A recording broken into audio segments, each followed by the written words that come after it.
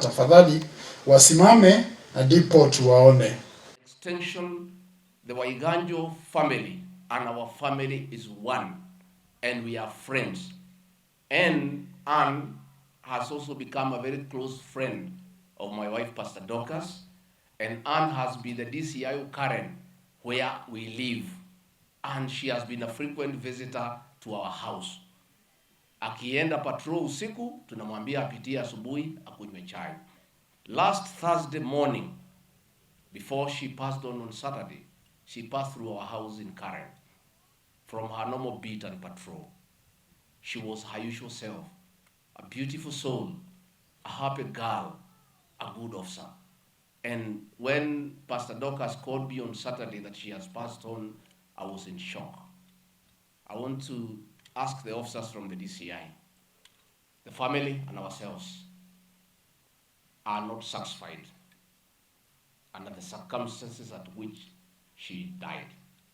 We are therefore asking that a public inquest into her death be conducted under the Criminal Procedure Code, Cap 75, Section 386, subsection 1C, that where somebody has died in circumstances that appear suspicious, an inquest be conducted before a magistrate so that we are certain the cause of her death, so that we as family, we as the people of this area are satisfied.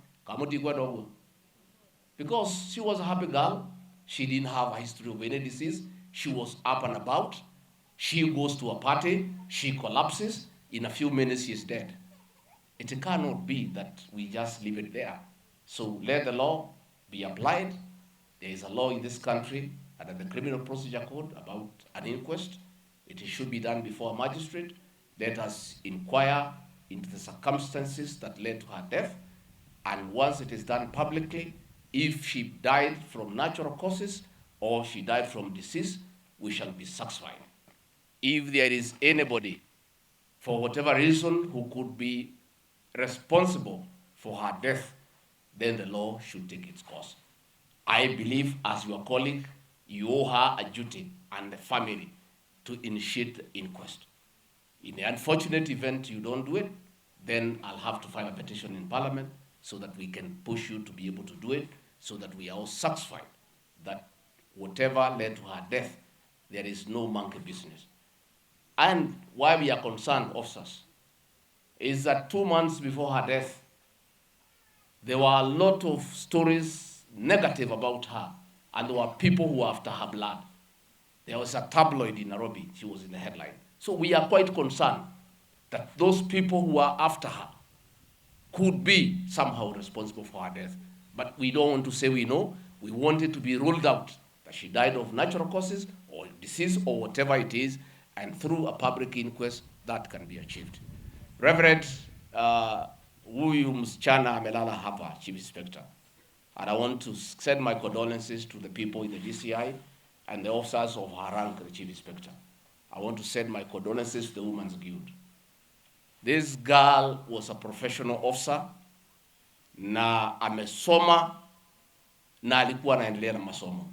Mara mingi amekuja kwangu nyumbani, she was challenging me to go for a second degree. Amekufa kabla sijarudi kwa masomo. Nikamwambia niko na kazi mingi, wacha kwanza tukoroge hii siasa 2022 nitasoma hapo mbele. Sasa amepumzika, and I want to encourage officers, please pursue your dream through education. This girl was pursuing her PhD, and that is very, very admirable. The officer in charge of Nairobi, please, I request you, give us another good officer in Karen where I live. When Ann came to be DCIO Karen, we talked to her, people who live there. We had serious issues of mugging in the morning when we are jogging around the estate. Border guys pretending to be riding, but they used to mug us and the Wazungus who live there.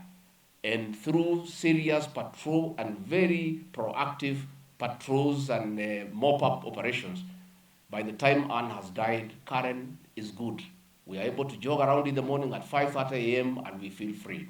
Please give us a good officer and follow up so that the good work she has done is going on. And I want to say, please, Those officers who have been given a duty to serve, give it your all. Once the public is satisfied that you are doing a good job, you'll be blessed.